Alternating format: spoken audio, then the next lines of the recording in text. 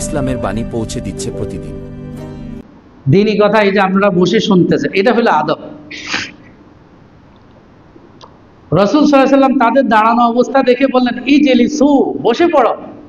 এটা উনি রাস্তায় থাকা হযরত আব্দুল্লাহ ইবনে মাসউদের কানে গেছে, তিনি রাস্তায় বসে পড়ছেন, আর আগার নাই। রাসূল মসজিদে নববী থেকে দেখছেন যে আব্দুল্লাহ ইবনে মাসউদ রাস্তায় বসে গেছে। আমার এই কথা শোনার পরে নামাজের পরে বললেন, আব্দুল্লাহ ইবনে মাসউদ, তুমি রাস্তায় বসছো কেন? বলে যে হুজুর, আপনি যে বলছেন বসে পড়ো, এই কথা শোনার পরে আমার দ্বারা সম্ভব ছিল না এক পাও আগানো, আমি সাথে সাথে এই জন্য রাস্তায় বসে পড়ছি। সুবহানাল্লাহ। এটা ছিল রসুলের সাহাবাদের রসুলের অনুসরণ। রসুলকে তারা মহাব্বত করতে। হযরত ওমর রাদিয়াল্লাহু তাআলা আনহুর ব্যাপারে বুখারীতে হাদিস আসছে, অন্যান্য কিতাবে আসছে, তিনি রসুলের দরবারে প্রতিদিন যেতে পারতেন না, তো ব্যবসায়ী কাজে ব্যস্ত, নিজের সংসার আছে, এটা স্বাভাবিক বিষয়। তো উনি ওনার পার্শ্ববর্তী প্রতিবেশীর সাথে এই মর্মে চুক্তিতে আবদ্ধ হইলেন যে আপনি একদিন যাবেন, আপনি যেদিন যাবেন আমি যাব না, ব্যবসায়ী কাজে ব্যস্ত থাকব, আর পরের দিন আমি যাব। আপনি যা রসুল থেকে শুনে আসবেন সেটা আমাকে শোনাবেন, পরের দিন আমি যাব, আমি যা শুনে আসবো এটা আপনাকে শোনাবো। সাহাবায়ে কেরাম রসুলের কথাবার্তা শোনার অনুসরণের জন্য এতটা উদ্গ্রীব ছিলেন যে কোনো কথা যেন ছুটে না যায়। হযরত আবু হুরায়রার কথা তো আপনারা অনেকেই শুনেছেন, সবচেয়ে বেশি হাদিস প্রায় ৫,৫০০ মতো হাদিস শুধু একজন আবু হুরায়রা থেকে বর্ণিত রাদিয়াল্লাহু তাআলা আনহু। কিভাবে সম্ভব হয়েছে? উনি খেয়ে না খেয়ে রসুলের দরবারে সবসময় পড়ে থাকতেন। মাঝে মধ্যে ক্ষুধার তাড়নায় বেহুশ হয়ে গেছেন, সবাই মনে করছে মৃগী রোগে আক্রান্ত হয়েছে। এটা স্নায়ু একটা রোগ আর কি, মৃগী রোগ। স্নায়ু ব্রেনের যে রোগগুলি আছে সেখানে কোনো ধরনের গন্ডগোল, রক্ত সঞ্চালনে কোনো সমস্যার কারণে ডাক্তাররা বলে যেটা এটা স্নায়ু রোগ বলে, মৃগী রোগ। এটা সবাই আমাদের কাছে পরিচিত। মানুষ উঠলে একটা কেমন কেমন ভাব দেখায়, তো সবাই জুতার সংজ্ঞাই দেও না যে মৃগী রোগ, এটা বোঝা গেছে 14 বছর থাকে এটা চলে আসছে, জুতার সংজ্ঞানো এটা করতো। তো পরে উনি বলতেন যে আমি তো মৃগী রোগ না, ক্ষুধার তাড়নায় আমি এত ক্ষুধার্ত যে আমি বেহুশ হয়ে পড়তাম ক্ষুধার কারণে। এই জন্য সবচেয়ে বেশি হাদিস উনি বর্ণনা করছেন, কারণ রসুলের দরবারে উনি খেয়ে না খেয়ে সর্ব অবস্থায় ছিলেন। হযরত হুযায়ফাতুল ইয়ামান, যিনি ইরান বিজেতা, ইরান যার হাতে বিজয় অর্জন করছে, আর রিবিঈ ইবনে আমির, এই দুইজন সাহাবী ছিলেন ইরান বিজেতা। ইরান যখন বিজয় করার জন্য তারা দাওয়াত নিয়ে গেছেন, প্রথমত ইরান কিসরা, তার উপাধি হলো কিসরা।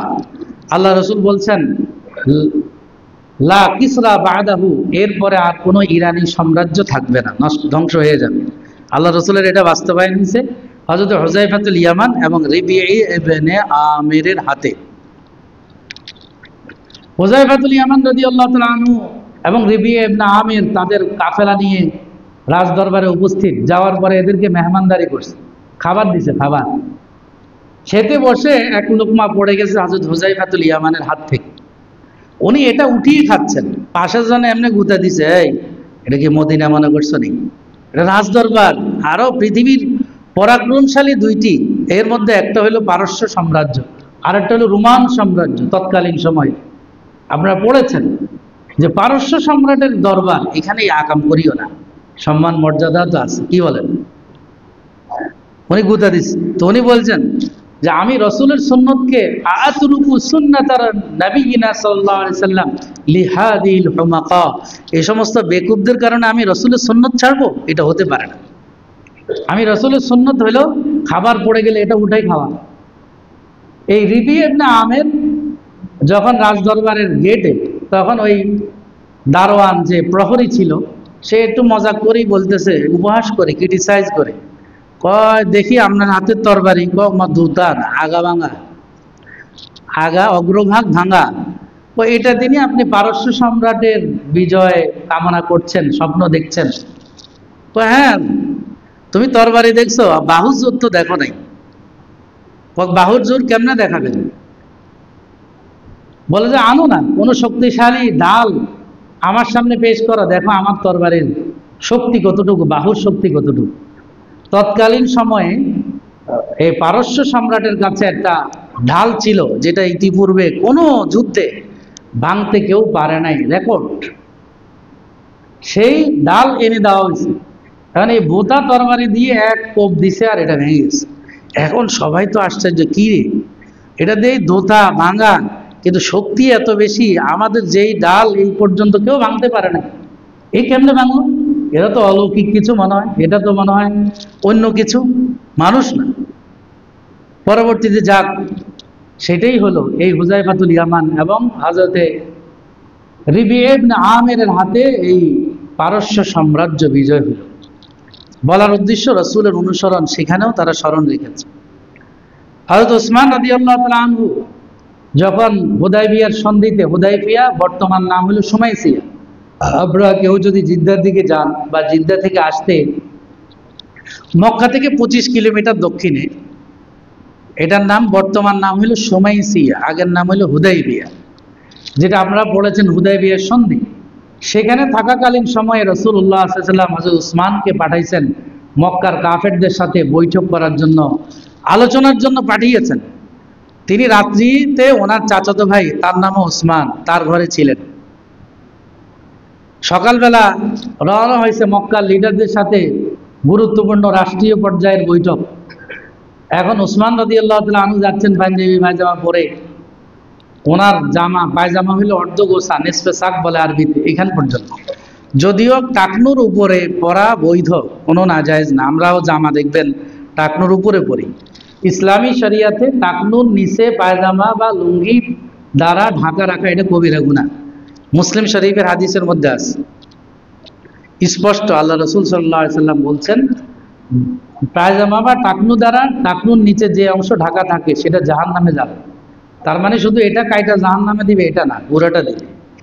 এটা ভাবিয়েন না যে টাকনু গেলে গেছে আর কি, পায়ের গোড়ালি গেছে, বাকিটা তো আছে। এটা উদ্দেশ্য হলো একটা অংশ উল্লেখ করছে আর কি, পুরোটাই যাবে। এই জন্য টাকনুর উপরে পড়বেন।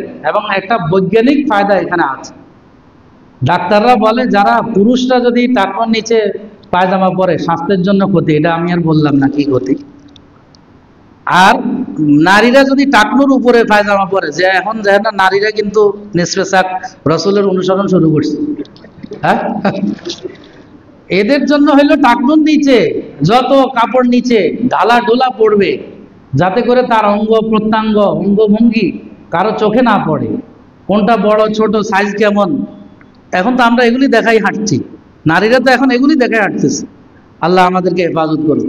হযরত উসমান রাদিয়াল্লাহু তাআলা আনহু নিসফে সাক পরে হাঁটা শুরু করছেন। ওনার চাচাতো ভাই কয়, আরবের আভিজাত্য হলো লম্বা জামা। এখনো দেখবেন আরবরা যত শায়েখরা মুখে দাড়ি নাই, কিন্তু জামা অনেক লম্বা। মোটামুটি ঝাড়ু দেওয়ার জন্য আলাদা সিটি কর্পোরেশনের ব্যবস্থার দরকার হয় না, অনেক টাকা বাঁচি যায়। এরা দেখবেন যে সবাই লম্বা লম্বা জামা পরে, এটা ইসলামী শরিয়া না, এটা তাদের আভিজাত্য। আপনারা এটা ভাবিয়েন না যে মক্কা মদিনায় যা দেখেন এটাই ইসলামী শরিয়া, এটা ভুল। আল্লাহ রাসূল সাল্লাল্লাহু আলাইহি ওয়াসাল্লাম এই জন্য বলছেন, কোরআন সুন্নাহ রাখে যাচ্ছে।